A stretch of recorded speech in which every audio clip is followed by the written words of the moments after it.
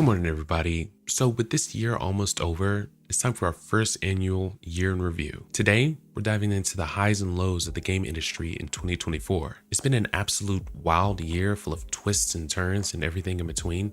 So let's break it down. First up, let's talk about the not so great moments of 2024. These are my top 3 worst moments in the game industry this year. At number 3, we have Sony's decision to require a PlayStation Network account for PC games. Gamers are not happy about this, and it felt unnecessary, especially for single player games, and led to a lot of frustration. But that's not all. Sony also struggled in the game department, lacking major releases that resonated with players. And the biggest flop in gaming history this year came from Sony. To me, it feels like they just don't seem concerned with what players actually want. Otherwise, Naughty Dog would have announced a new Jak and Daxter. Next, we have Embracer Group's egregious financial mismanagement. Their aggressive consolidation strategy led to multiple studio closures and layoffs, leading them to have to sell popular IPs. And a trend that the top positions are the only ones safe from their bad decisions earns them a second place spot on my list. And if he's not there, you go straight to Moscow. Undercover? What? Of course, undercover. As what? Russia's only black woman? Damn it.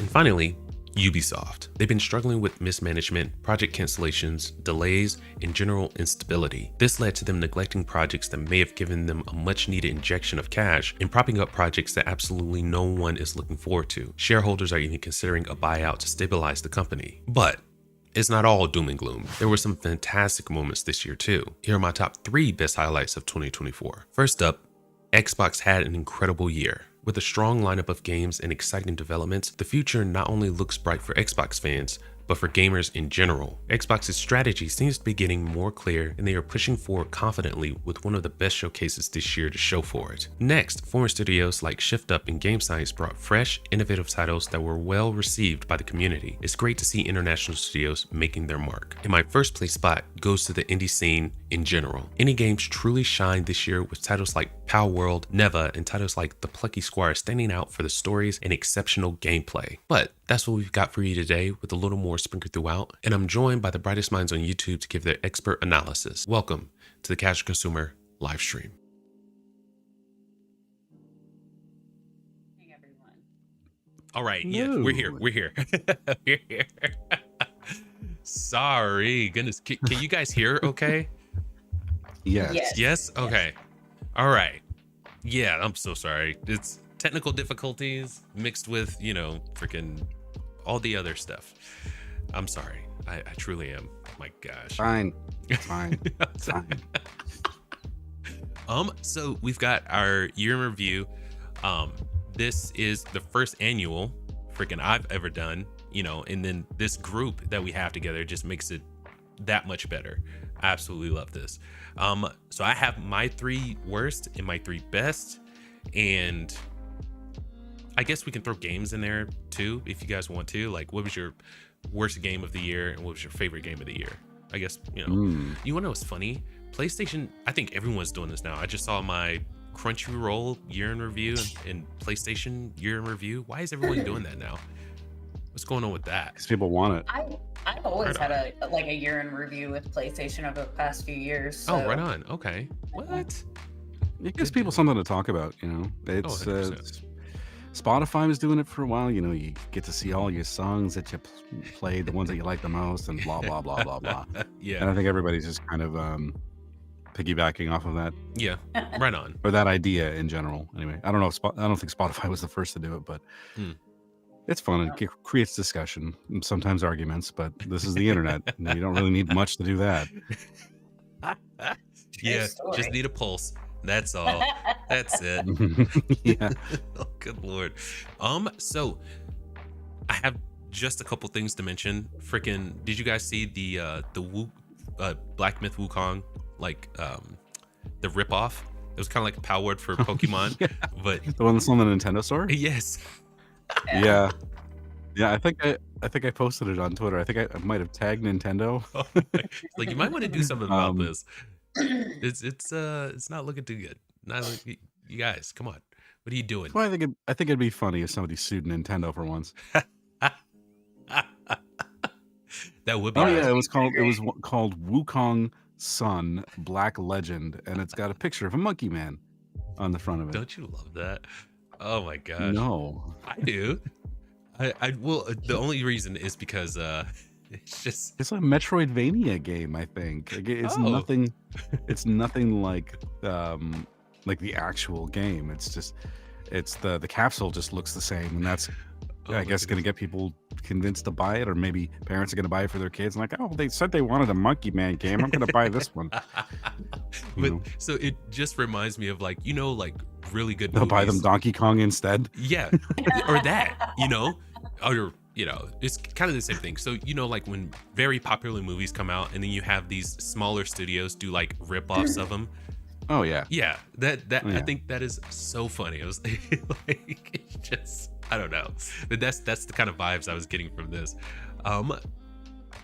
Do you guys want to go into it, or should we just jump straight into like the best and worst of this year? Oh boy. Well, I don't know. What do you guys think? I mean, it's not. I mean, there's a lot of worsts. Yeah. Okay, so we'll There get are a into lot of worsts. we'll get into the worst then. We'll get into our worst of this year. All right. So I guess we'll go down the line. Freaking Nas, what is your worst of Oh, this year? geez. Yes. Oh, On the spot. I'm sorry. We didn't okay. Well, discuss any of actually, this. yeah, because I'm like, oh, now I'm on the spot.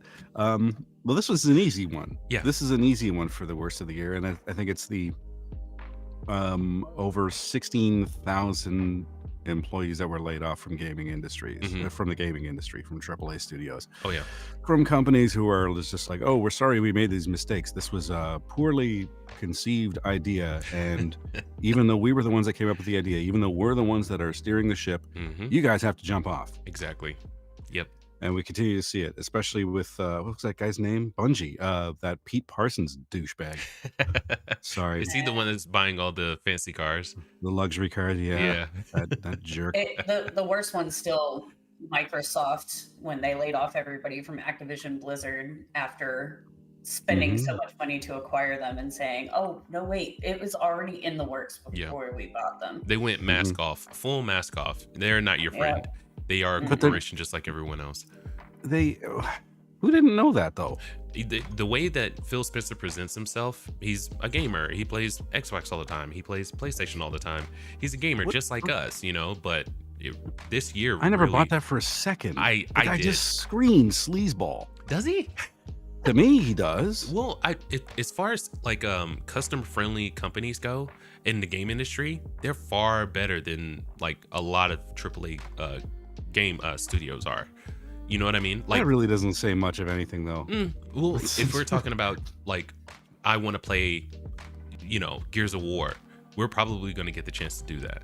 If I want to, I guess, having the opportunity to play their IPs, you know what I mean, and having a great service in Game Pass, I think they're probably the most customer friendly out of like at least PlayStation, because those two kind of compete with each other. Nintendo stays in their own lane, but they're really good. They don't make any noise until they have to come out and sue people. That's the only time they, The only time you ever really hear from Nintendo. You're right. Somebody made them mad.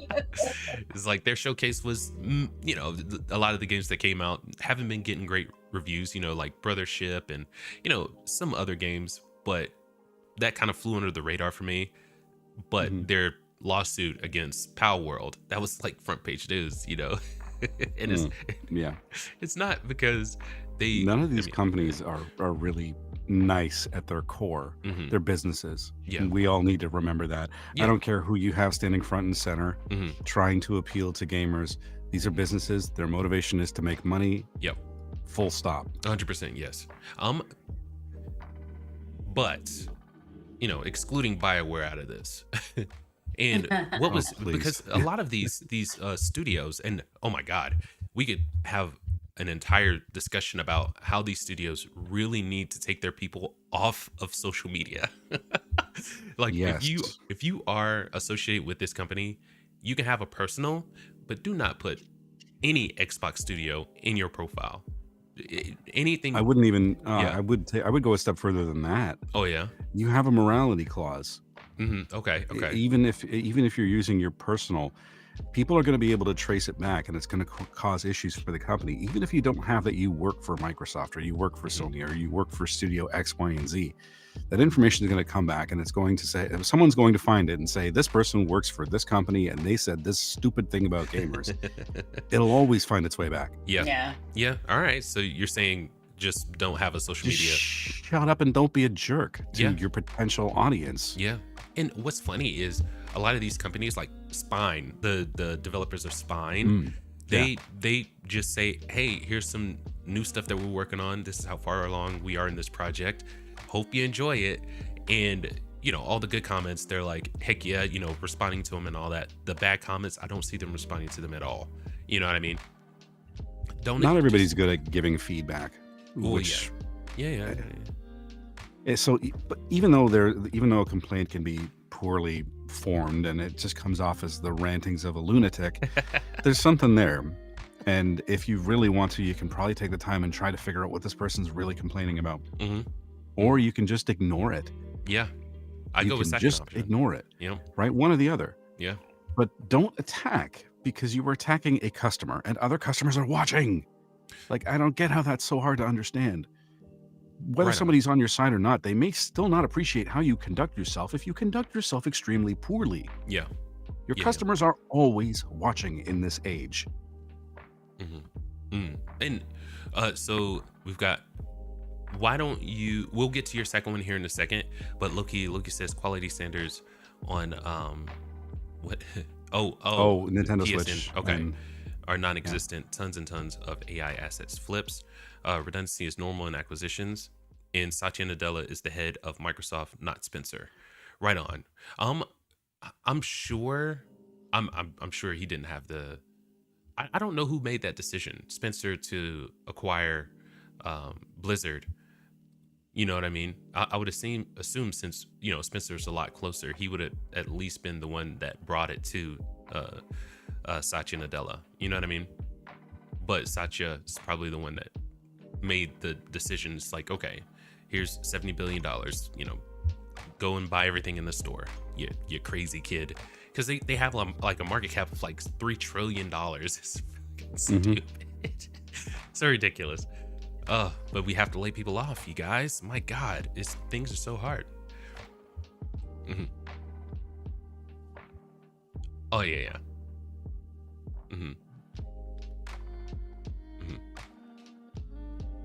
Yeah. Yeah. Oh yeah, that's you know, especially since you would have to be, you know, stay on top of which ones are performing and which ones aren't. You know what I mean? It's like every other company. You know, give them money. If they're not performing, you give them less next time around. Oh, hang on, we got an issue. Uh-oh. Loki can't hear Gigi or Scotty. Shoot. You can't hear me? I was just kind of being silent, so maybe that's what it was. So just let me know if you can hear me. Right on. I'm happy. Okay, cool. Okay. Can you hear Scotty at all?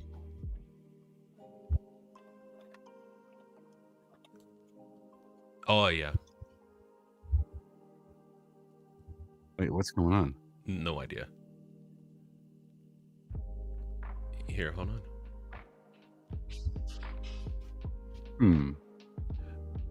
Oh my God. You know what? Why are we hearing? I'm hearing audio from like earlier in the show. I'm checking the audio. I think it's on YouTube. All right. Let's see. All right, Scotty, go ahead and say something. Mic check. 1 2 1 2 1 2 1 2. Sorry. You say mic check. I'm gonna say 1 2 1 2. I'm sorry.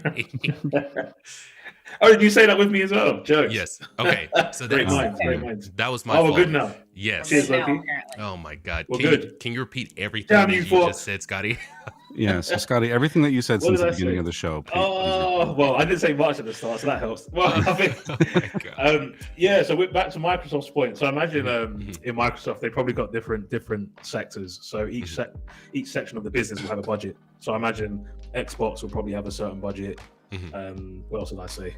Software products will have its own budget. Copilot AI will have its own budget. X, Y, and Z. So maybe just adhering to the budget what Phil Spencer has, possibly. Yeah. I was mentioning it's one of my worst articles of the year as well. Gaming redundancies. It's never a good thing. Yeah. It's always a tricky one because people look at Microsoft, obviously a $1 trillion dollar company, and think, how are you managing to lay off so many individuals with that much in the bank or that much as a business? Yeah. But it's one of those things which we as outsiders won't know unless someone leaks something. Yep. But it is a good challenge though, isn't it? Like you have that much turnover each year. Yep. That's how much your company's worth.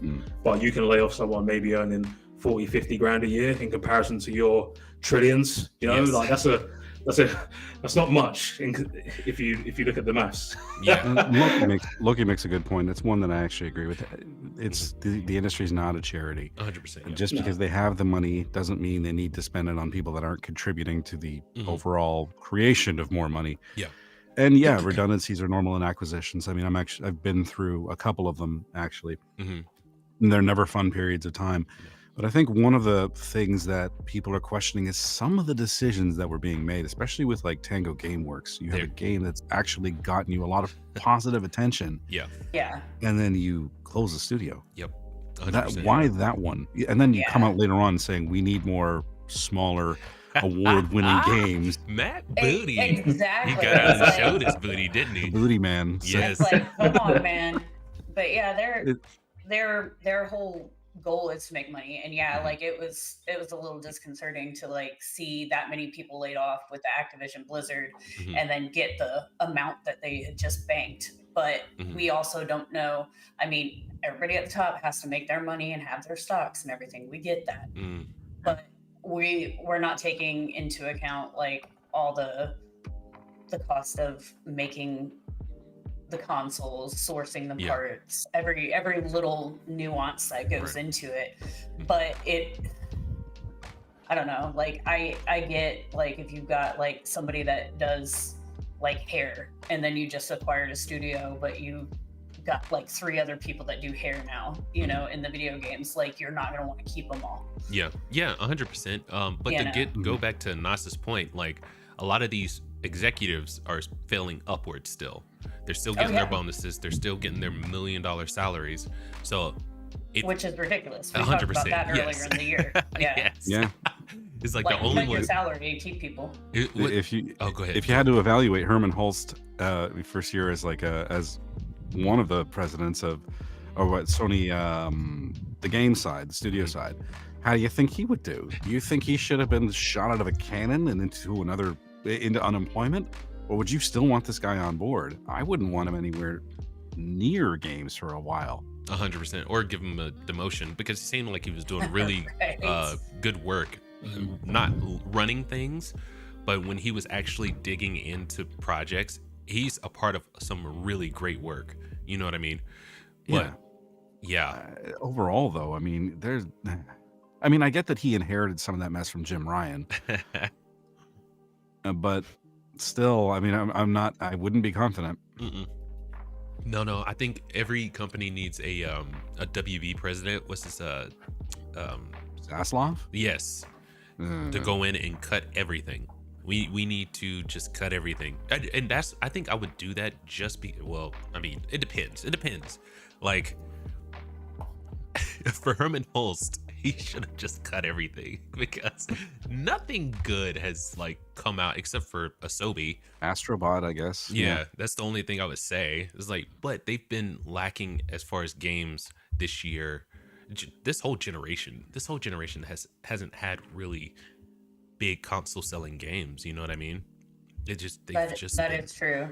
And I remember, I think it was like the Game Awards last year. Like PlayStation was like, we don't really have anything planned for 2024, and I was just like, what? Like that's awesome. Oh yeah. You know, all their showcases are like bare bones. Go ahead. No, sorry. They banked on live service games to an extent, and that didn't pay off for them. Yeah. Like we all know about Concord. I mean, Concord was supposed to be the best thing since sliced bread. So Yep. Yep. We see how But that I turns think out. what these companies really need is accountability, and accountability not just at the developer level where they're paying the price for somebody else higher up's mistake. hmm If you ran your studio into the ground, you need to get the hell out of there. Oh yeah. Freaking Darth It's Alaris. true. Do you hear that, Darth Alaris? No. Eve, what's his name? Eve Oh, Gilmore. Wyvez, Guillemot, Yeah, whatever. Wyvez. Sorry, I think that guy is extremely arrogant. Oh yeah, but- 100%. How do you think you're gonna run this company into the ground and then say, "Hey, buy us up"? But by the way, I'm staying in charge. It's like, are you serious right now? His kind of attitude is like his kind of attitude with Ubisoft is, I brought you into this world, I'm gonna take you out of it. Good lord. Like a Oh my 1980s mom, man. Oh yeah. So Loki says Call of Duty was the #1 seller again this year. The investment paid off as far as Microsoft is concerned. This is very true. This is very true. They needed the Yeah. games. They needed high profile games because for a while, I mean, what was it? It was Gears, Halo, and what else was like their like standard platform thing, you know? Yeah, it's not much. I mean, you just named them. I mean, they had games like Rise, which was, I think, on the first Xbox Next Gen consoles, but that stopped. How many people are playing it though on Game Pass and not buying the full price of the game? Rise? They're talking about having record numbers of sales for Call of Duty. We don't get to see what they are, but how are they qualifying record number of sales? Record number of people playing the game, or record number of people who've actually bought the game full pop? Or I mean, it's hard to consider because we don't have the numbers available to us, and we're not going to. Yeah, that is a Yeah, good that's- question because, like, Yeah, that's fair. I'm assuming that they try to lump Game Pass into the sales. You know what I mean? Because, like, they're making money off the subscription service. So somebody downloads, like, Call of Duty, and that's what they pay for the next, like, 3 months. And I guess that would count as, like, a sale to them. I don't know. I don't know how they do that. That is a good question. Loki Call of said, Duty.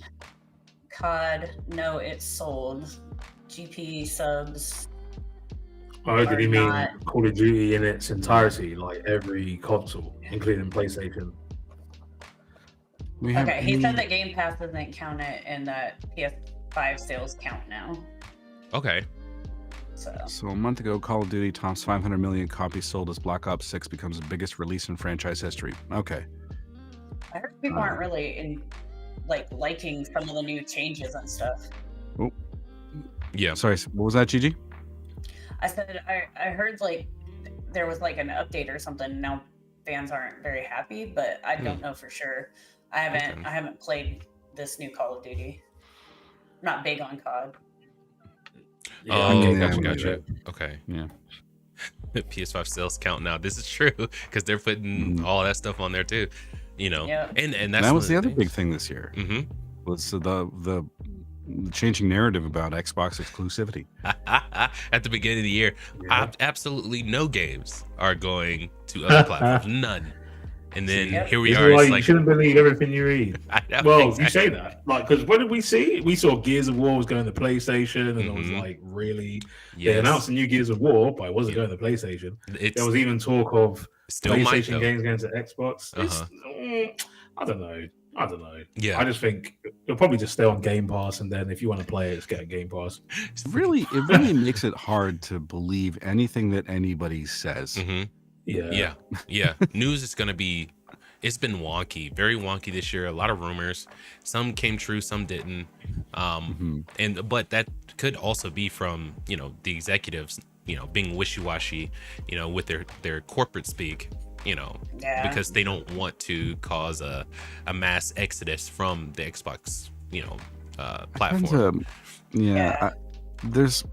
I don't know. There's a way that I read or I listen to these statements that they say, and Mhm. usually the first thing that they're thinking is the first thing that they'll say. They'll kind of like try to dance around it and not make the impact of what they're saying land too hard so that people just take that soundbite and they run out and tell everybody about it. Yes. But it's always the first thing that they mention is where their focus actually is. And then the rest of that statement, the rest of the, I'm just going to say bullshit gobbledygook is meant to just kind of smooth everything over.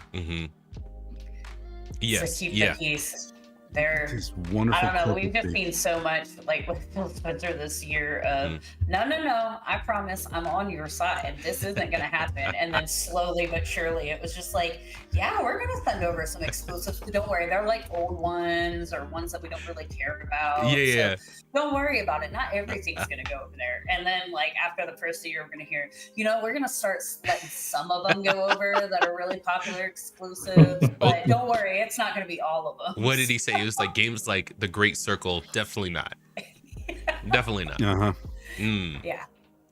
Right and on, then Phil. in a little bit, we're gonna see Phil go. So change of plans. I know. Yeah. Here's what I'm thinking. It's not change of plans because that would admit that they made a mistake. They'll say something along the lines of, well, we've really had gamers demand this and we're giving it to you. We're going to launch all of our exclusives on other platforms now, blah, blah, blah, blah, blah. He'll just make it seem like they're appealing to what their customers want or something like that. They can never admit that they're wrong. Yeah. Here's how it's going to go. Yeah.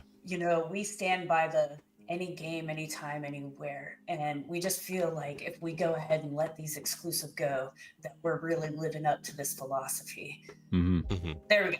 Yeah. That's going to be the end. Either he's completely full of crap or he's just a figurehead and someone else has got their hand up as where. Oh geez. Kind of like probably how Sean Layden is for Tencent right now.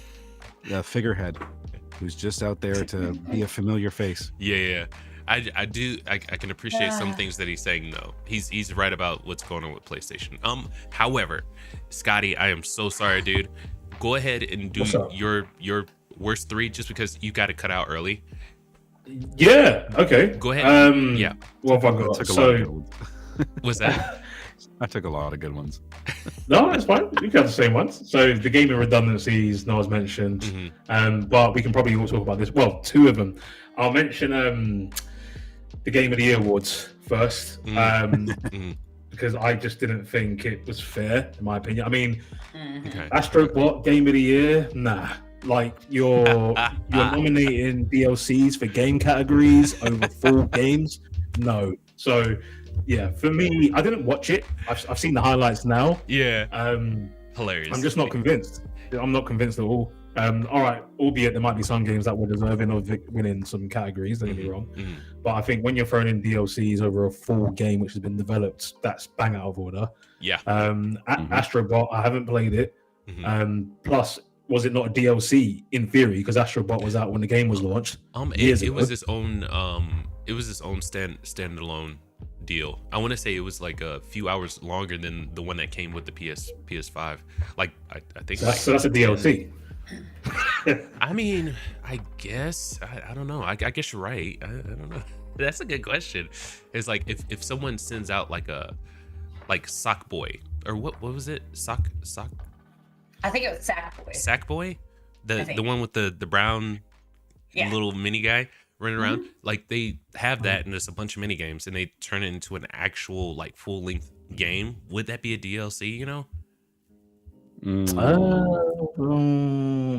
Unless they've announced Astrobot as a sequel to the first one, I see that as a DLC. Okay, right on. In my opinion.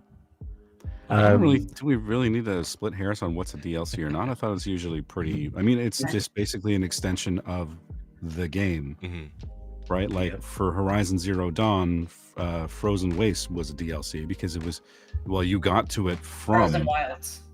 What did I say? Frozen Wastes? Yes. Yeah, Frozen Wilds. I actually like that DLC quite a bit, but it was you got to it through the main game. There are DLCs that you can play standalone, but it's still meant to be experienced with the full game. Yeah.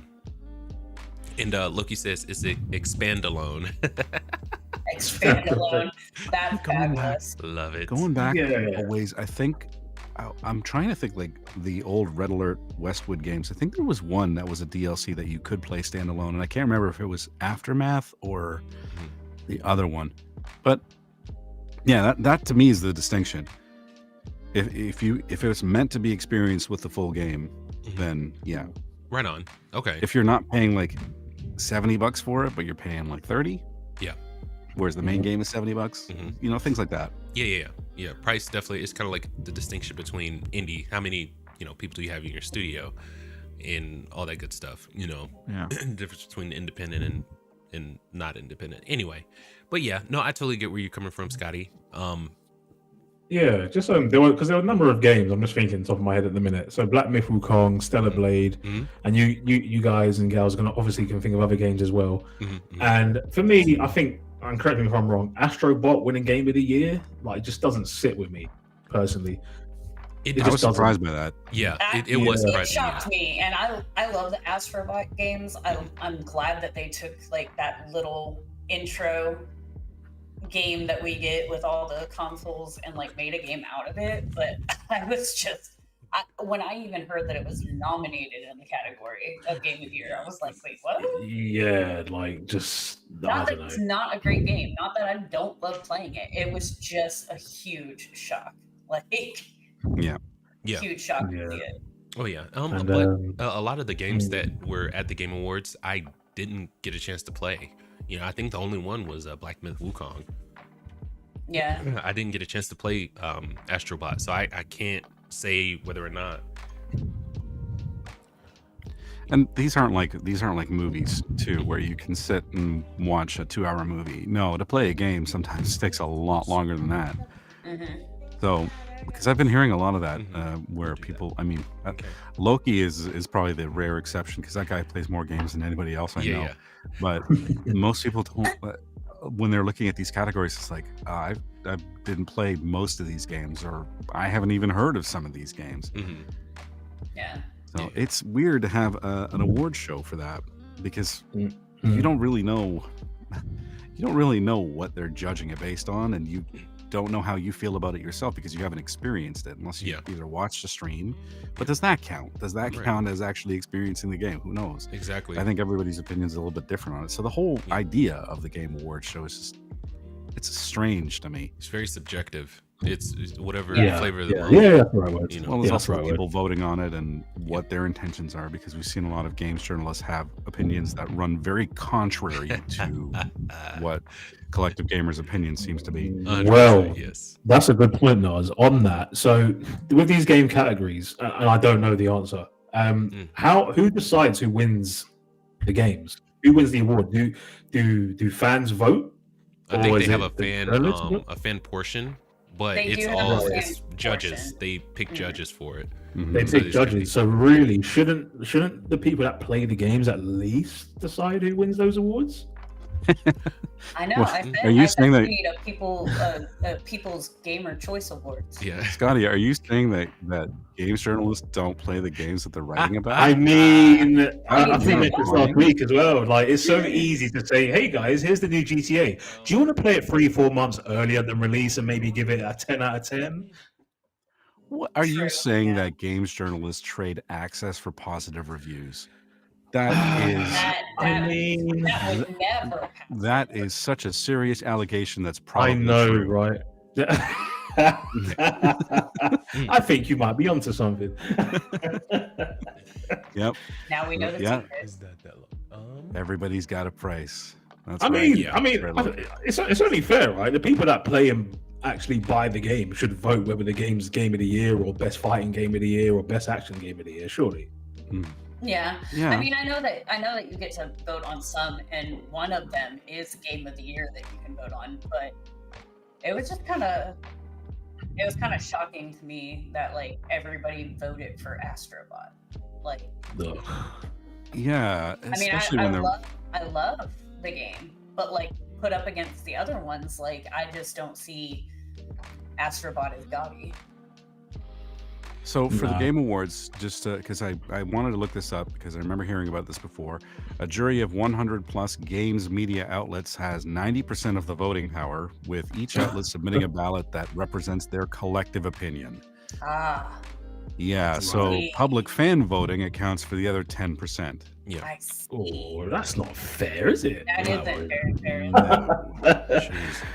Okay, interesting. Right on. And What's that- your and number that- one worst? Well, Worst? number one worst is probably. Well, I don't know which order this is in, to be fair, but do you remember that guy who had the job title of Director of Monetization at Ubisoft? Stevie Chassar Yeah. from Ubisoft. Him, yeah. that whinge on LinkedIn, basically That blaming numpty. the gamers and not taking accountability. Yeah. You know what? That's Yes. probably number one. Okay, that's a That- good one. That Can we was just- one of my. That was like my top worst of the year was Ubisoft blaming on. the gamers for all their failures. I'm like, I'm sorry. Did we make Skull and Bones? Did Yeah. we make Star Wars Outlaws? Sorry, Loki. Did we set the pricing for their Prince of Persia Metroidvania game, Exactly. which was way too Right. expensive?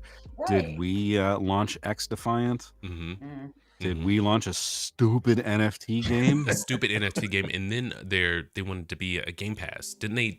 They had Ubisoft Plus or something like that. Yeah, they've had that for a Oh, while. yeah, they did.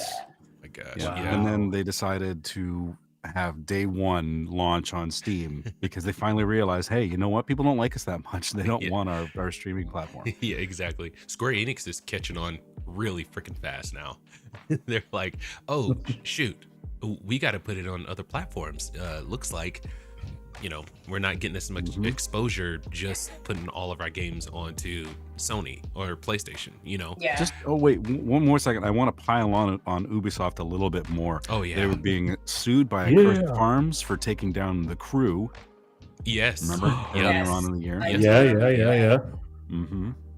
Man, this Wow. year has just been so full of stuff. Like, I'm starting to be like, was that this year? I know. We could have done a whole show just about Ubisoft stepping on its own feet, Oh my Oh, gosh, we still absolutely. we could still- And and then still probably have time to do I more. love Assassin's Creed, but like when they announced the plan for Mirage, I was like, I'm not buying it. It's, and that was supposedly the one where they kind of went back to basics. This is like Yeah. this AC Shadow is going to be a complete and utter failure. I You know what? feel confident saying that now. No, but you know what, Fox? I was really looking forward to that game. I'm not gonna was lie. too. Shadows? I'm worried. Why? Why I though? don't know because I just like the looked concept. Yeah. Yeah, because just because it was it based in Japan? Yeah. This series. This Yeah. one. Mhm. So Yep. maybe me being biased, but I like Japanese culture, history, and Mhm. everything. Now, arguably, questionably, we don't know if that samurai was actually in the history.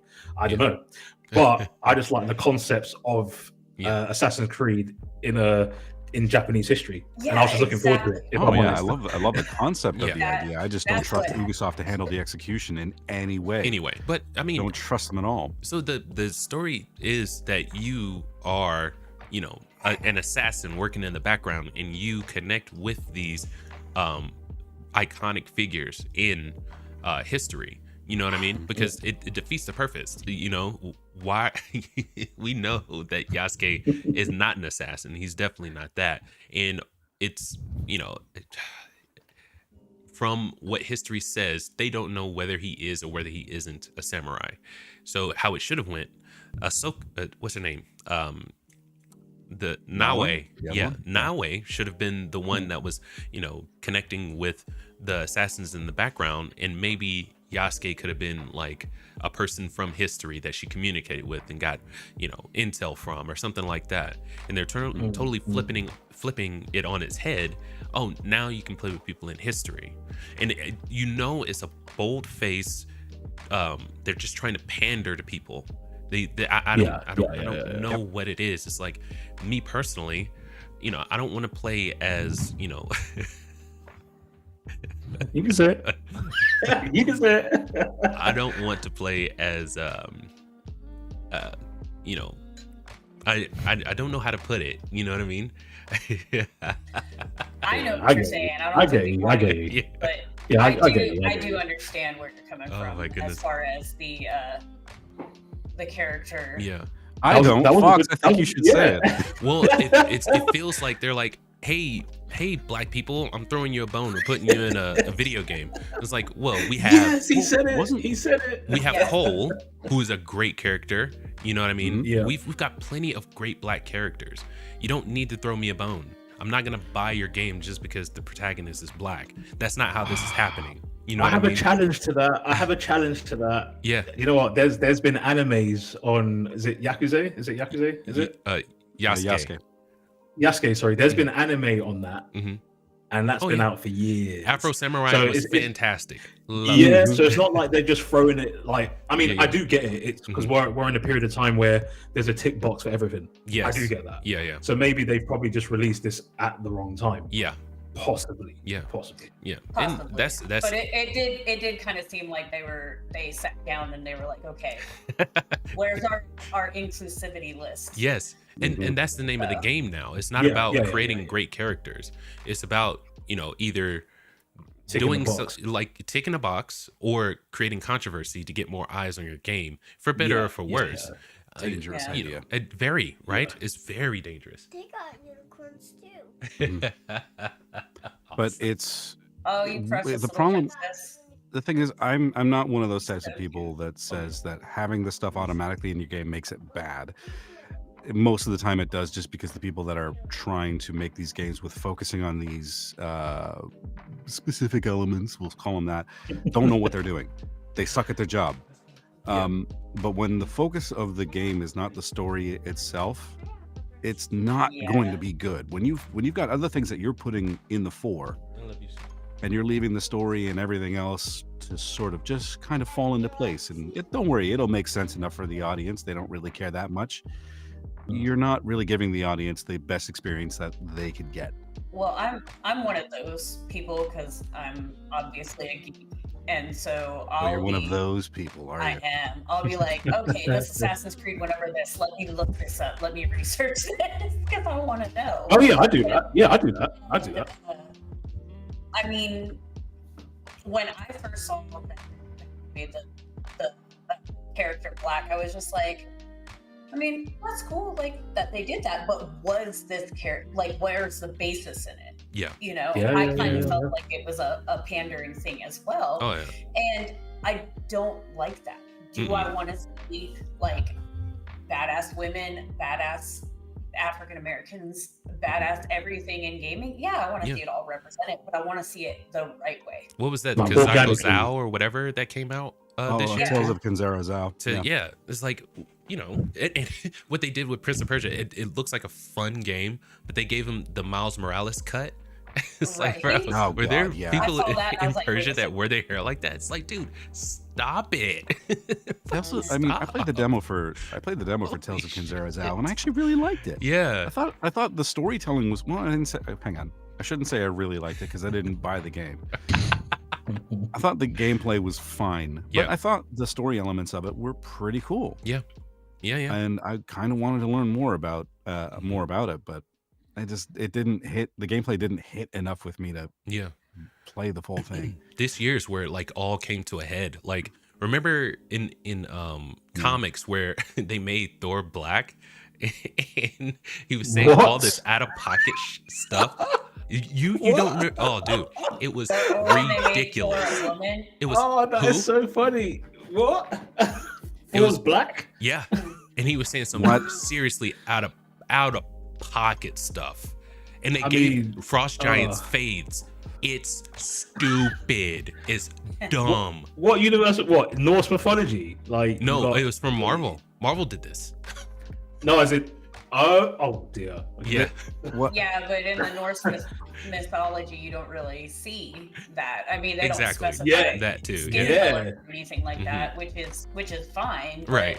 It's just like when you read these things and you see the descriptions and you see their little drawings of things, you're just like, this doesn't add up. But then you see Marvel, they're like, okay, well, we're gonna make a black Thor, we're gonna make a female Thor, we're gonna do like a freaking like mermaid Thor next, probably. It's just So my thing crazy. is like with the dialogue, it could have worked, but the dialogue was like, it almost seemed racist. It's like what a white person would think a black person would say in the hood or in urban areas, Right. you know. Right. So it was like it's like, have you people ever met a black kid. You know, Yeah, we like science they're- too. We don't they're just like, "Let's run study around all talking these about our movies." Nikes or our Jordans. That's not all we say. That's not all we talk about. Okay. Thor talking about his Jordans. Oh, I okay. I think- kind of want to see that. to be honest. I've had Oh, way more man. talks with Caucasians talking about their Jordans and their shoes,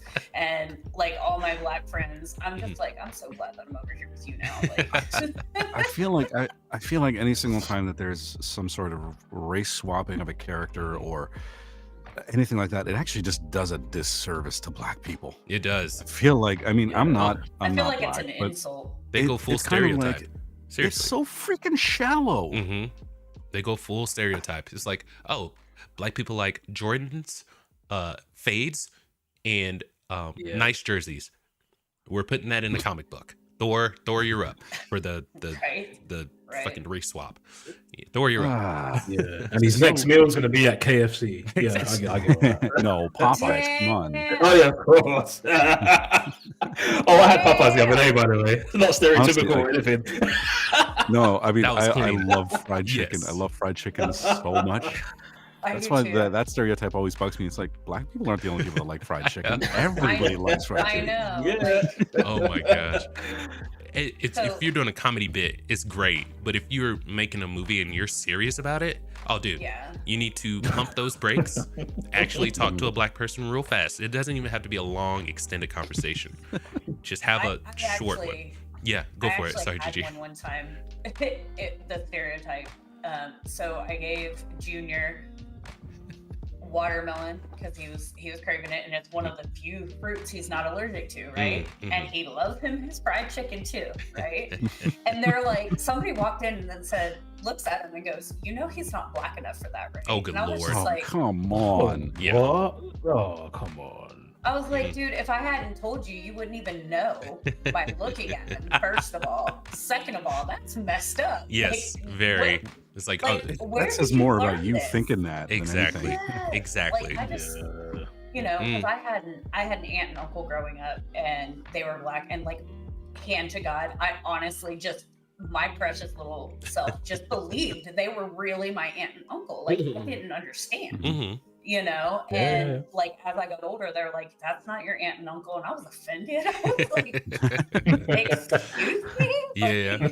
They've been here since I was born. Like, I don't get it. Oh yeah.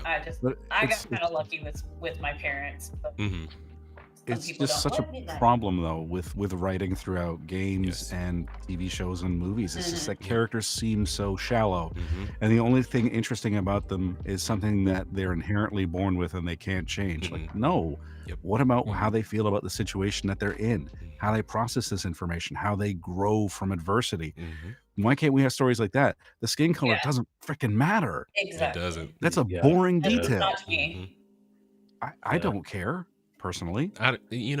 Only the I ones just want a who. good character and a good story. Yeah. And not like the stereotypes that become offensive. It's Yeah. just like, you know, So with I- Yasuke, it stood out. Yeah. Go ahead, Gigi. Sorry, I didn't mean I was to gonna interrupt say, if I was white with blonde hair, Mhm. people compare me to Barbie, you know, like Mhm. shit. Mhm. Back up. But that's why Yasuke felt like such a downgrade from other Assassin's Creeds. I'm not against playing someone who is in fact in history, but you got to make it less of a hey, you guys, we put a black guy in this one. You know what I mean? Like an attention grab. Yeah, you got to make it more than that. It's got to be and then the fact that they were getting Japanese culture all wrong from the get-go let you know that was not on the forefront. You know, Tons it was of red flags with this game. exactly. Yeah. Yeah. You know, it's like, mean, oh, you put they- a black guy in it, but you can't even put the right Japanese, you know, you're not getting Japanese culture right. Japanese culture where this is supposed to be set.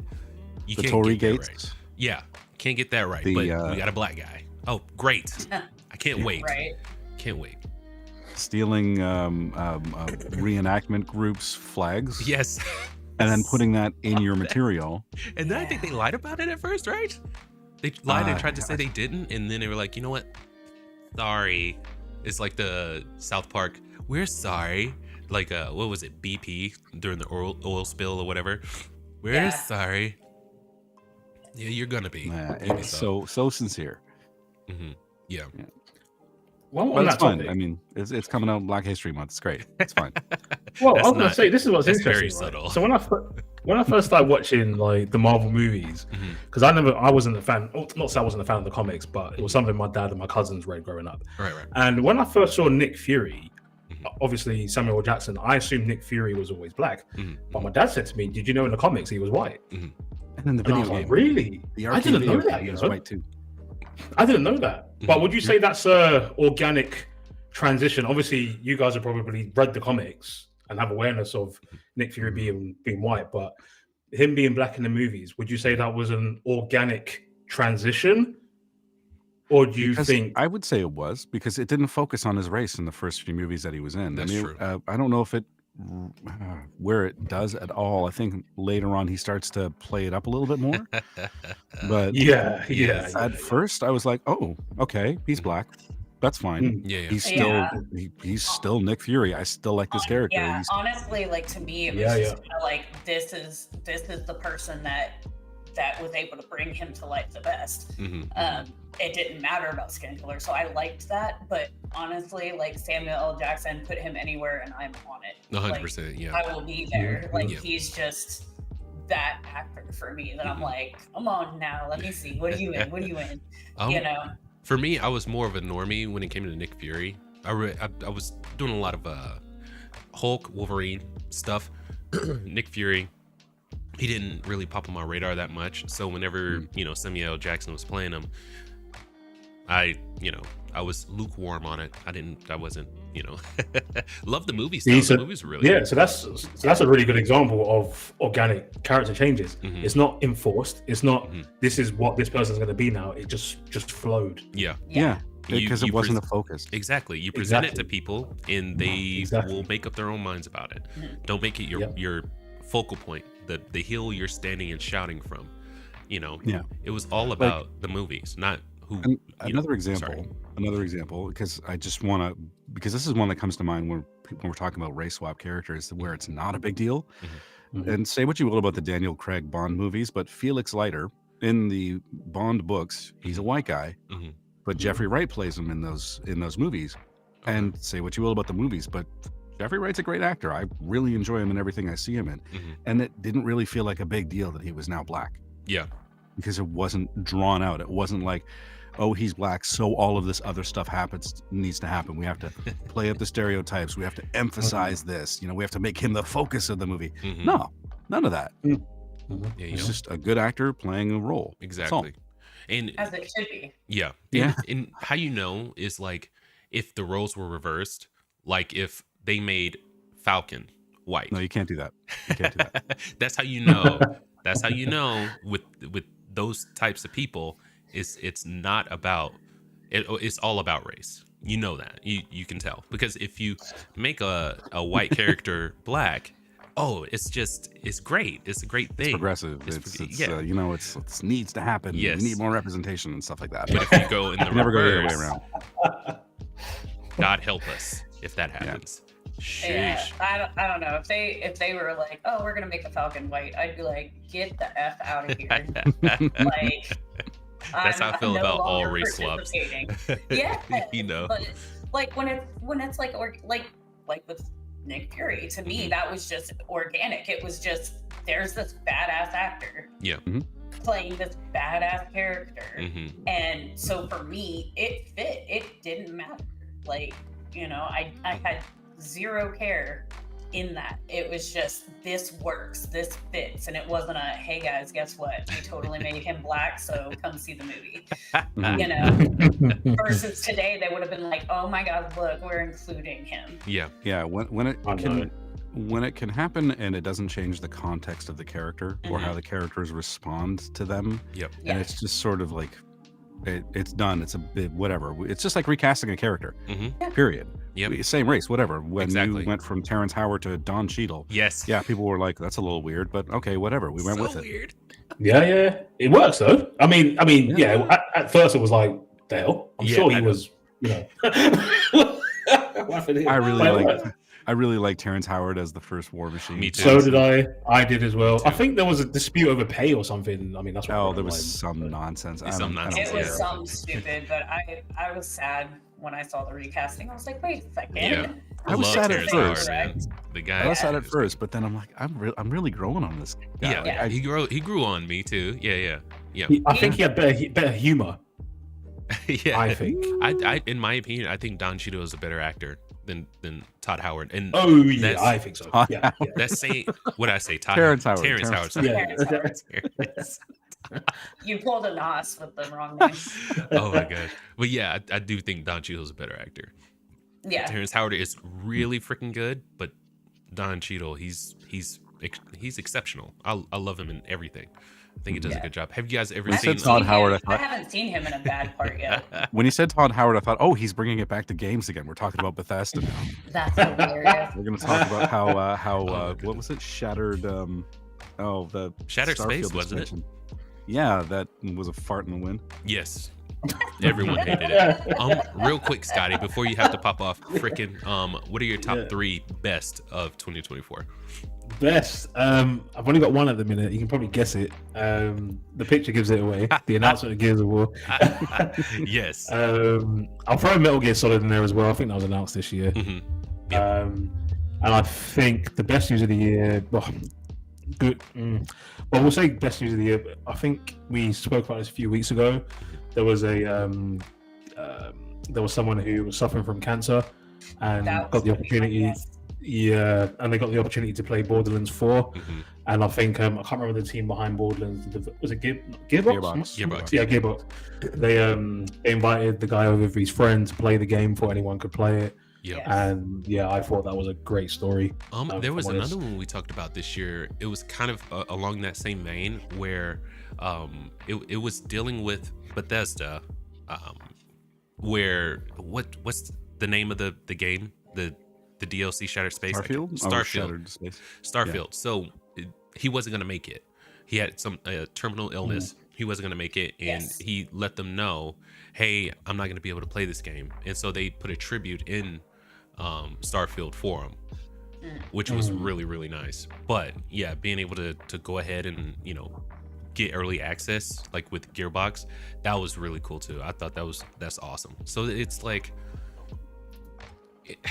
they do have hearts sometimes, but I think we talked about that too. Is like how much of it is, hey, we want to do something good, or hey, this is going to bring good publicity, Positive press. Yes. We need positive press. Yeah. Yeah. But I mean, good. For whatever reason, both can be true at the same time. They did a Yeah. good thing for positive press. Whatever, you know what I mean? They did. And honestly, they did good. companies can learn from that. Yeah, 100%. Especially nowadays, I think we're hitting a really good. It's going to go back to the 90s, where everything was kind of just. We were all just kind of mellow. The 90s, but with monetization. Yes. Yeah, I was listening to Skill Up. He thinks that the game industry is changing. We don't know where it's going to go, but he thinks gacha games are going to be the next live service push thing. You know what I mean? When the next gold rush. Yeah, and I have to somewhat agree with that, just because I think they're going to be very selective with what they put out now. They're going to go with IPs that are going to be guaranteed bangers. We might see a Jak and Daxter come out next year or be announced. I mean, never mind. No, because I hope so for you, Sorry. Fox. Yeah. I hope so. Gotchas in Western games, maybe, but Mhm. not. I mean, they're already a big thing over in the East. Yeah. But But he thinks the West are going to adopt it because there's a lot of Thing money is- in it. they have to be supplemented by good gameplay and interesting and likable characters. That's something that we're not really doing in the West in the AAA space right now. This is true. So- This is true. But I'm excited. I'm excited about what Xbox has got going on. I'm super excited about South of Midnight. I'm super excited for Gears of War E-Day. Super excited about that. And there's Doom. Freaking what was it? Doom Oh yeah, the Origins or something like that. Dark Ages. Dark Ages. Yes, they have that some looks pretty sick great. lineups, dude. So I'm really looking forward to what Xbox is doing. For Sony, They have what is it, Blade? Blade Zero. I can't remember what the name of it is, but it looks really sick. That's like the only thing coming from Sony though. So I cannot wait till Xbox comes out with their freaking handheld. Goodness. They always come crawling back. I don't know. I'm really digging this whole PC Game Pass that they've got going on. I'm like, Oh my god. My god. Yeah.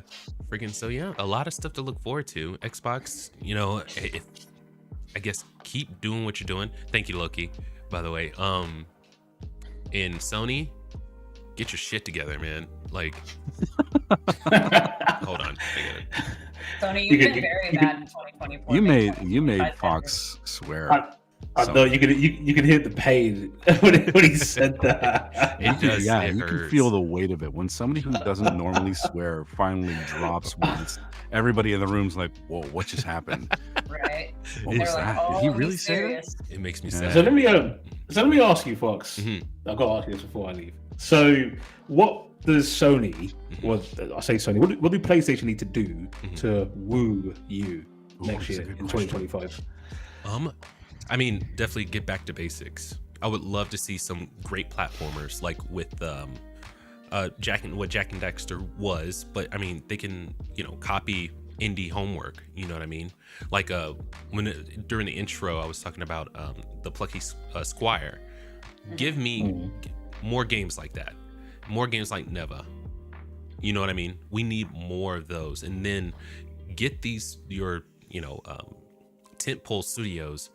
You gotta get them back to basics. You have to, because all this experimental, big cinematic crap, it's I don't know. I'm not feeling it. God of War, they did a good job, I think, but it really doesn't look like anything else is good is coming out. Intergalactic, No. color me unimpressed. You know what I mean?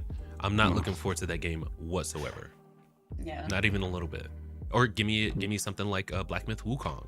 You know what I mean? Give me something like that. But just put, the characters that I know and love in it. Yeah. There are ways to do this. What was the guy? You want good writing, Fox? That's too much. I know. It's Larian Studios. He put it perfectly. Oh, Sven Vinky. Yeah. Vinky. Vinky. That's sorry. I've seen that speech so many times now, and every single time I see it, I'm like, damn. Yeah. This guy is the way that he did that. He didn't yell at anybody. Mm-mm. He didn't chastise anybody. He just said, "This is what This is what you need to do to win Game of the Year next year." I already know that. Yeah. It was And like I your think we've dad said it telling multiple you- times on this show. It's like, make the good game first, Yes. and worry about how much money it makes afterwards. Yes. It's like your dad saying, I'm very disappointed in you. He doesn't have to yell. He doesn't have to, threaten or anything like that. He's just like, you know what? I'm just disappointed, man. It's Yeah, the whole I'm not mad, I'm just disappointed. Why don't you that's just the- stab me right in the heart? Yeah. That's the worst. Yeah. Yeah. Oh, yeah. I think I purposely never said that to my child because it gutted me when I would hear that. Right As a on. kid. Um, So yeah. So, Gigi, It's- your 3 worst. Okay, so we already talked about Activision Blizzard and hit on most everything that I was thinking of. The worst. Gotcha. Scotty, that was definitely my worst one. Mhm. But the next couple that I had, Game Informer being shut down. Yes. Mm. Yeah. That really gutted me. One of the few magazines you could still actually get a physical copy of. Yeah. And I always loved Game Informer. I was really sad that 33 years and then they just are gone. Yeah. And it sucks. Yeah. And then the next one would be the use of AI in video gaming. So, you don't have to pay a voice actor if you're just having it generated, or you can bring back. It causes another problem. Shoot, what is his name? Lance. He Reddick?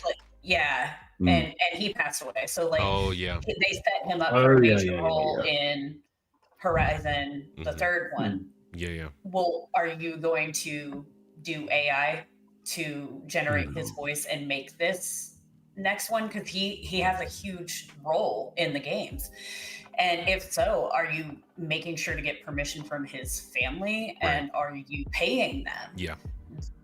You know, Yeah. I think it was Robert Downey Jr.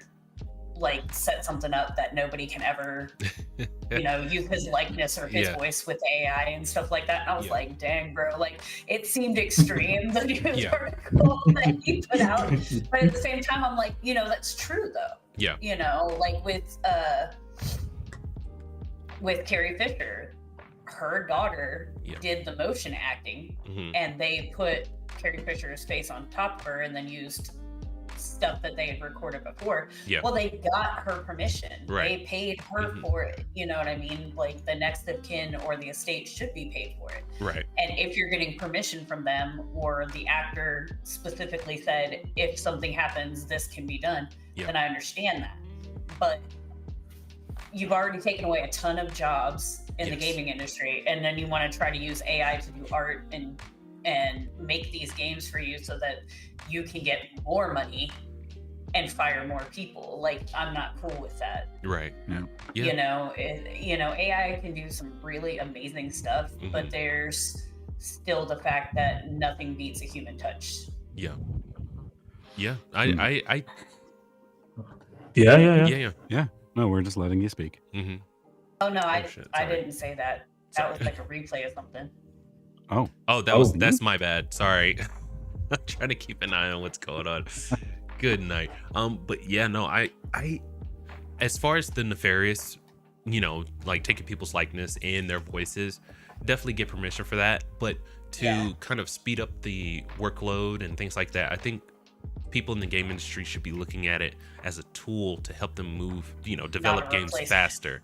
Exactly. Yes. Exactly. Yeah. Agreed. Yeah. Using it as a tool and not a replacement Right. is what it should be. But that these higher ups that are getting their bonuses and everything else are thinking, oh, replacement. Yeah.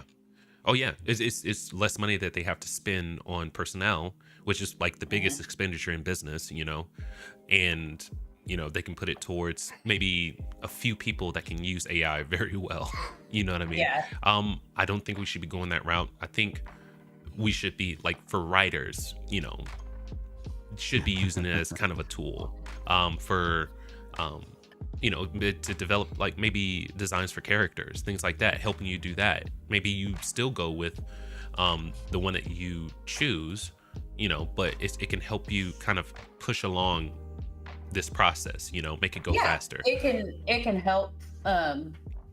Like if you're plugging in your ideas and then AI is shooting some stuff back, it's kind of like having someone to bounce your ideas off of. yeah. Yeah. Like a rubber duck Exactly. for programming. Somebody to just say, hey, here are some logical inconsistencies in your plot. Exactly. Or hey, how about adding this? Or Exactly. this was Right. the history of this character. Are you sure you want to do it this way? Yeah. So, Right on. So what would be your Scotty, top 3 have best? a happy New Year. I will Yes. see you. I don't think I'm going to be here next Saturday because the kiddo's coming back from out of town. Yeah, and yeah. I got to celebrate Christmas and his birthday. Right on. Nice. Yeah. 'Cause Busy he's a New mom. Year's baby. Yeah. Oh, those are the worst, aren't they? Yeah, give me 1 week after Christmas. No I don't break. know what that's like Good at all. job. Yeah. So hilarious.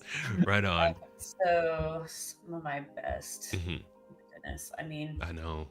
It's we've gone over so much. The number one was, y'all saw me cry on camera, Mhm. freaking hearing about that gentleman getting to play the game. That's my top story Yeah. for the year. Absolutely. Right on. Yeah, I didn't know we were doing top stories. I thought we were doing like top games. So Well, like, I'm looking, trying to think like what were good stories? like whatever. So it's like Yeah. the worst things that happen in the game industry and the best things. So it could be a game, whatever you're. Well, Yeah. There was so much. It was a little big though. Sorry. oh no, it's fine. Don't worry about It's it. okay. I liked the oh, just come on in. Clicky clap, dog. Come on. Let's hang out. The dog said she needs to be in on this now too. Right on. um, the indie games. Yes. They've been getting a lot of news. Mhm. They've been getting a lot of recognition. Yep. And for me, I really was like, that's awesome. Yeah. Because we're getting to see AAA quality from these indies, and they're delivering what everybody has lacked this Yes. whole freaking year. And, you know, like when Scotty asked, like, how can PlayStation like win you over? Like, I'm not gonna leave because I've got the consoles, but come on, give me some games. Yeah. You know, and give me good games. Yeah. And to kick it back to what we were saying about AI would be a huge help for these smaller indie developers. You know what I mean? Because that don't have the budget for people, but can, you know. But I feel like they would be using it right. Exactly. They would be using it as the tool. They would be using it as the help. Yes. Like, hey, how can I make this better? Or hey, I've got a bug here. Can you check? You know, Yes. whatever. Yep. Smaller teams have to make much more effective use of their resources. Yes. Exactly. Because they're forced to. They don't have a choice, and that creates, well, that kind of encourages creativity, because you have to think with these restrictions. If you have massive budgets and just too many people, you end up with games by committee, and you've already seen where that goes. Well, we got to make sure that we don't offend this group, this group, this group, this group, this group, this group, and somehow we still have to make a story out of it that resonates with people. I know, right? That's like, a tall order. Very. Yeah. And they've proven they can't do it. So. I just, Yeah. I don't like that. Me either. Yes, So, no. But yeah, so I mean, I think my best, other that what weren't already said, would be those things right there. Okay. Right Like, on. I really enjoyed seeing indies come up. You know, like I mean, Stray was from an indie Yes. Yep. player, and I absolutely loved it. Like, I'm like, what are we doing playing as a cat? Like, this is probably just some cozy game. It's gonna be cute. And then I got into the game, and I was like, wow, like, this is awesome. And also, like, I've got a new appreciation because I love watching Nos play his indie games. Yes. Yes. And Loki, so, get you on know, it, by the way. You need to be doing and then this too. you were doing the Plucky Squire the other day, and Yeah. I was just like, yes. And like, I was watching it, and I was like, this is so cool. Yeah. You It's know, such a cute game. and and so I love that. I like that. I like that PlayStation has been giving stuff like that out as part of PlayStation Plus. Yeah. But I think that they need to reevaluate their costs and tiers and all that other stuff, because they are not giving us enough for what we pay for that top tier PlayStation Plus. Exactly. And then what they do give, they'll take away after a while, and then it's locked, and it's just like, seriously, come on. Here, I'm gonna look something. Sorry, go ahead. No, go for it. I think the next couple years are going to be a little bit harder for AAA studios, just because they are still there. It takes time to right the ship. It takes time to get back on course. And a lot of the projects that we're seeing that are currently in development, I wouldn't be surprised if one portion of the studios that are releasing these tick box materials are going to stay the course because they think they need to, because it's a game that needs to be played, even though fans are going to hate it. Yeah. And there's other groups, other studios that are probably frantically trying to right the ship and say, okay, we've realized this formula doesn't work. We need to we need to change the appeal and actually have this appeal to a general audience and not just a small subsection of it. So you're going to see, and there's going to be some studios that do that successfully, and there's going to be some that don't. And there's going to be the ones that stay their current course, and they're going to flop probably. While that's happening, you've got a lot of people that have been freed up from the studios they were working at that are making their own. Yes, the ones that got laid off from Embracer Group that have created their own studio. Embracer, Ubi. That was a great part of this year as well, because I feel like they're banding together and they're going, this is what was wrong, this is what we don't want anymore, and hopefully they come out with some amazing stuff. Yeah, I can't wait to see if they take that opportunity and make the industry better on a their lot side. a lot of them are taking that opportunity, and they're either forming their own AAA studios or different budget levels, either going indie, going smaller. and we get to see what the result of that is starting probably next year, but maybe in a couple of years or so, we'll start to see the fruits of that. So it'll represent a shift, I think, in the gaming industry overall, especially if more people, because Balatro got a lot more attention than I expected that it would get this year. Yeah. I still haven't played the game, but it got a lot of attention for being an indie game that was solo developed. Was Holy it solo moly. developed? Either whether it was solo or just like a small team. That, I mean, compared to all of the other AAA flops that we've had this year, that is insulting. That should be insulting. A lot of There neighborhoods were going on. so many massive flops on games that took so long to make, and so much and they were money. so expensive Yeah. that I swear, and maybe I just didn't pay attention to it enough before this year when I started with Fox, but I swear this is like the worst year. It says yes. Balatro was developed by local thunk and anonymous solo developer. Yeah, that's insane. Yeah, and it almost got freaking Game of the Year. Right? Yeah. Oh, shit. Well, I mean, I don't understand why Asperbot got Game of the Year, and I love that game. Don't get me wrong. Because 90% of the people voting for that, we don't know what their motivations are. They work for Sony. Well, incentivized by Sony. Yes, exactly. That's what Loki Like said I too. said, It's who like knows? it was They the work Sony for show. Sony. This is the Sony show. Yeah. I can't find how much Plucky Squire costs to make. I want to say, what's the name of them? They're All Future something.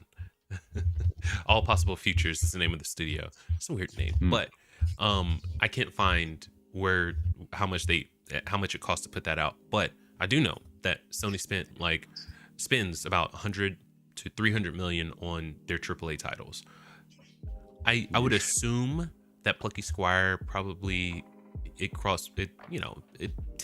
would give it 20 million max that they used to develop this. Just think how many games that all Possible Futures could have put out if they had an injection of $100 million. That's freaking crazy to think about. Sure. With Sony, they really need to evaluate, like, what are you spending your money on? What is it exactly?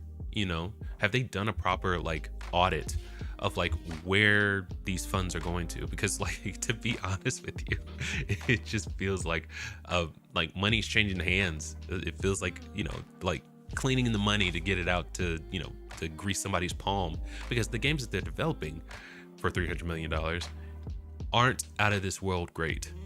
You know what I mean? No. Definitely not. I don't know if it's a lack of oversight, if they're just giving a blank check to these studios, either first or third party or whatever, and saying, make us a game that'll make money, and then that's it. And they're not checking to see, oh wait, maybe the audience will freaking hate this. But either way, if it's got Sony on it, they're ultimately accountable to a degree. If it's first party, especially. Exactly. But maybe, I don't know, maybe some of these bigger publishers need to actually start looking into more indie publishing as well. I mean, there's already a ton of indie publishers out there. But if you're scouting around and you see a game that you think is going to make money, you give them a little bit of cash, get your name on there as a publisher, take a little bit of a cut of that, and you help them out with the distribution of their product on your console. 100%.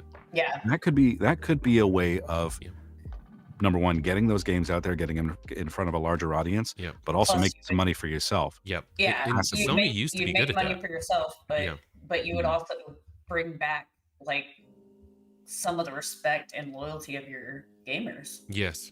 And bring in, people who love indies. They're not buying AAA titles. If you're totally entrenched in the indie space, you're looking at these AAA, especially nowadays, these AAA games that are coming out, and you're like, I'm not interested at all in that. I have everything I could ever want, every genre in the indie space. It's like, AAA is not in general. Yeah. In general, people need to play more indie games. Yeah. For no other reason than you have an alternative. Yes. You have an alternative to AAA slop. So Yes. that way you can look patiently at what's coming out and be like, do I want to play this or do I want to wait until it comes out? Do I want to see reviews? Do I want to see somebody else try this game out first? Yep. Oh, And yeah. then you have like you could say to yourself, well, I don't want to play that. I'm gonna play this other indie game that I paid $10 for and I'm really enjoying. Yep. Yeah. Well, It'll occupy. 2024 Oh, yeah. was extremely disappointing on the AAA front Yes. and very, very huge for the indie front. Like Oh, yeah. we've heard so much from indie games this year, and it's all great. And like then you get something like Concord. It's just Mhm. crazy. Like Yeah. AAA has been awful this year. Yes. 100% awful. Yeah. Loki made a great point. And it's he put it very succinctly. Diversify your gaming portfolio. 100%. Yes, I'm trying to get on Loki's level. I don't think it's gonna happen unless I have Game Pass. Because I want to say for Steam, you have to buy it, right? But for Game Steam? Pass, you could just try it out, right? Well, there is a refund policy for Steam. You Right have on. to have less than 2 hours in game, and I think own the game Yeah. for less than 2 weeks Okay. Yeah. or something like Just- that. Just do like Loki, Gamefly, man. Yeah. Or GameFly, yeah. Right. Yeah. But there's also you need the time to do that, Yeah. and I don't know how well that would work with your job. It's just like If you're sitting in front of a computer all day at your job, then you got a lot of meetings and a lot of spare time. Then sure, you Mhm. probably can. Mhm. Oh, he also has no kids. There he goes. So Yeah. we're behind the 8 ball on that one. When the kids get older, it's easier to play games. Oh, too. 100%. Yeah. Like my son, I can, set him up with his Nintendo Switch and he's Yeah. totally good. Like when I was playing Neva, my son and my oldest girl, they took to it like crazy. And so we got it on their Nintendo Switches. And they've been loving it, So, yeah. What I kind of want to do, and I was thinking about this because when I was playing Horticular earlier on in the year, my one of my kids saw me playing and it's like, "Oh, this looks fun." I'm like, "Hey, do you want to play it?" And Yeah. I'll just sit in front of it and like, "Here." Yeah. No, you would love my eldest son because he's all about indies and he's all over Steam. And like every now and then, I'm like, man, I just need to let you and Nos just talk. Chances are we will not have played any of the Steam games. Probably not, but There's it'll give him an idea of some games to play though. Yeah. There's just so many indie games out there. It's funny because Oh, yeah. it's impossible to keep up.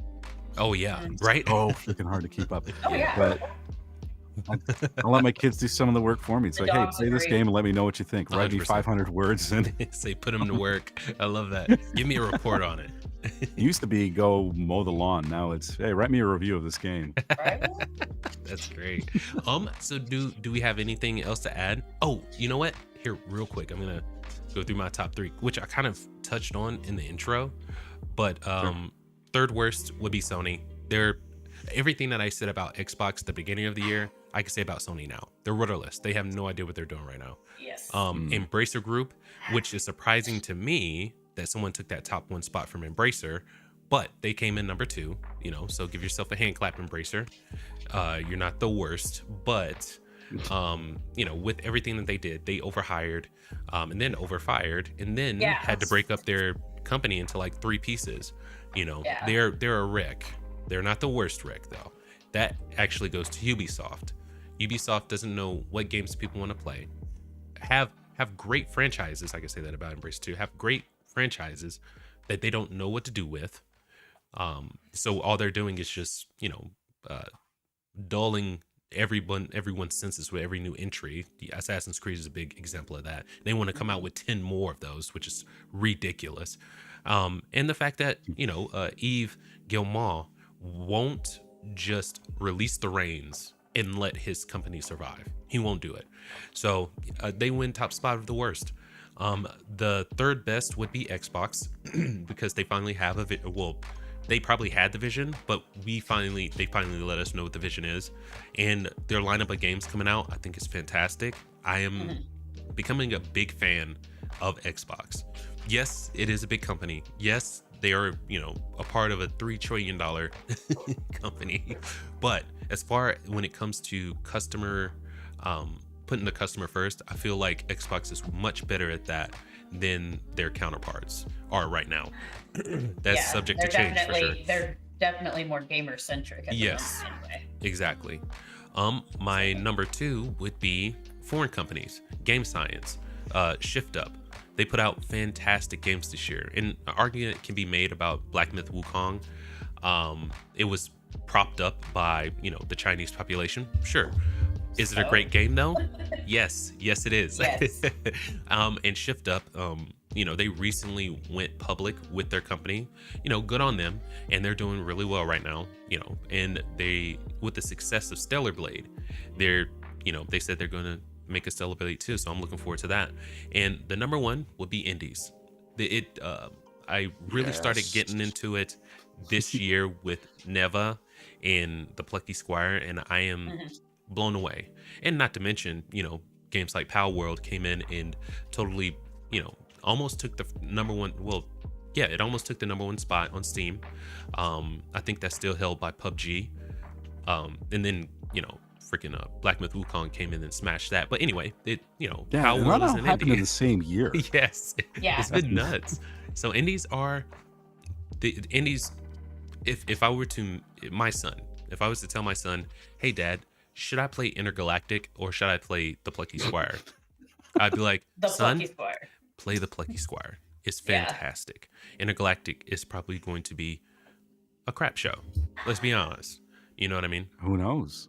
No one Honestly, knows. that's the reality of it, is who knows? I don't know anything about the game. True. Yeah. The trailer didn't really show me anything interesting. Yeah, that's very true. But It showed you ads.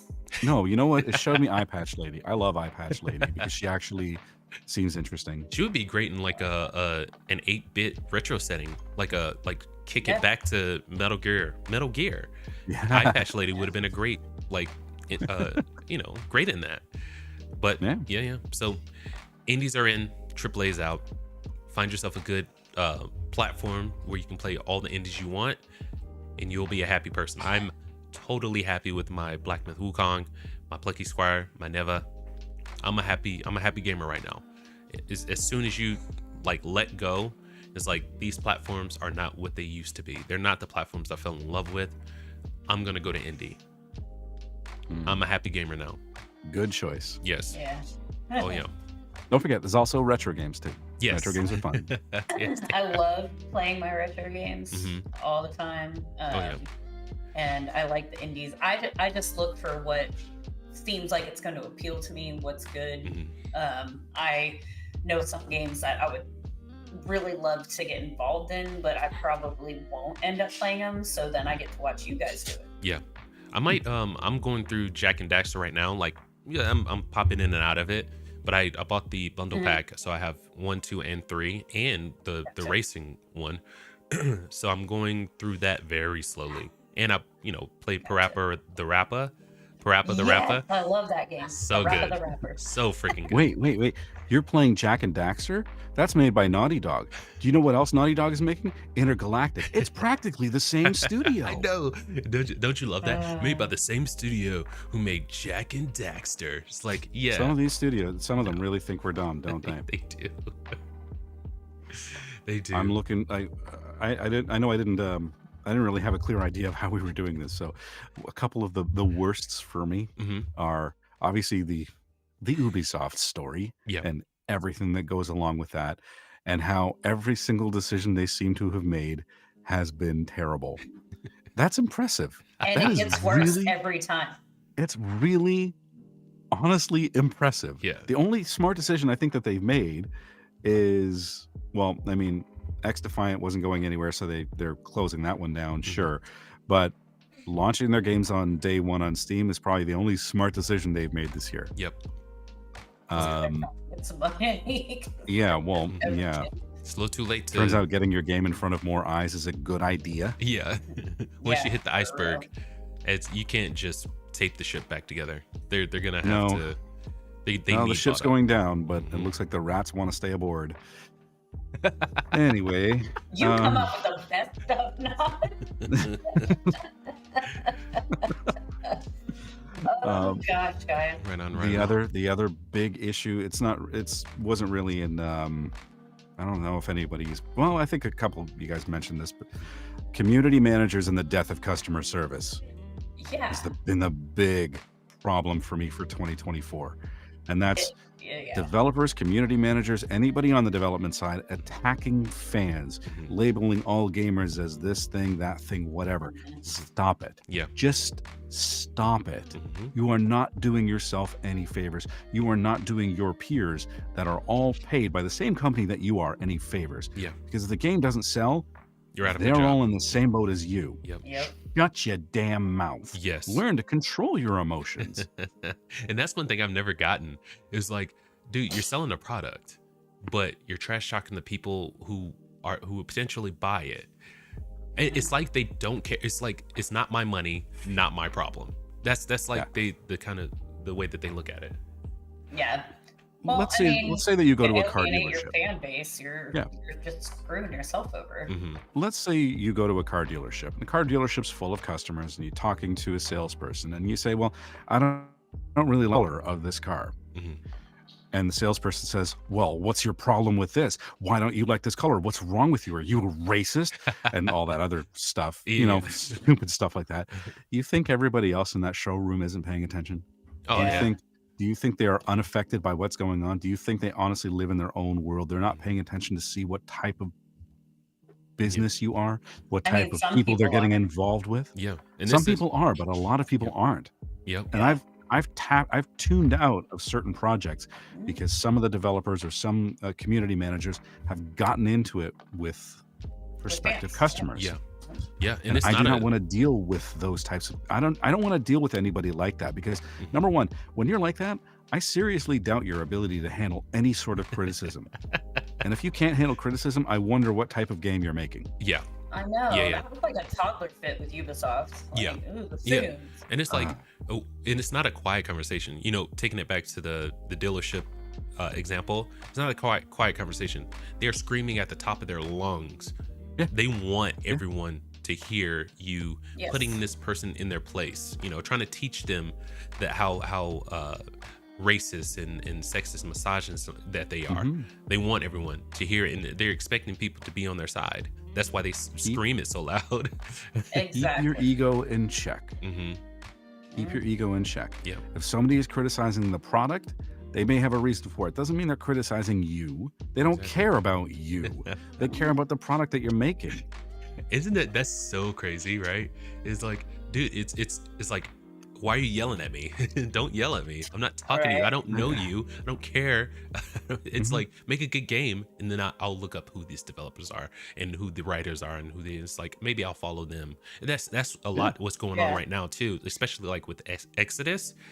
Like, you know, you have developers from BioWare that are working on that game, and it's like, I'll follow those people, you know, and the people who made Arkham Asylum, you know, they're following the developers where they're going. You know what I mean? Rebel Wolves, a lot of ex-CD Projekt Red employees. See, and we know this. We're paying attention to this. You know what I mean? So we're paying close attention to see what that next game is going to look like. And what it does is just reflects poorly on the studio that they came from. It's like, so they don't have any more talent there. What made them Rocksteady, what made them BioWare is no longer there. It was actually the people that made this studio great, and not just the name of the studio, Naughty Dog. You know what I mean?